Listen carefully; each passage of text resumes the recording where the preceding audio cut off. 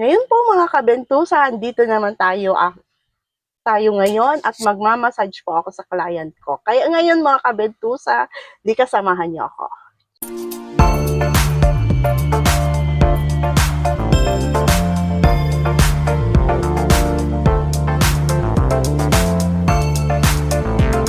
Mga kabentusa, dito na ako sa client ko sa bahay nito. Kaya dito ako magmamassage sa old client ko. Silang pilitin na makuna ng pictures or videos. Kaya ngayon, kailangan magpaalam muna. Kasi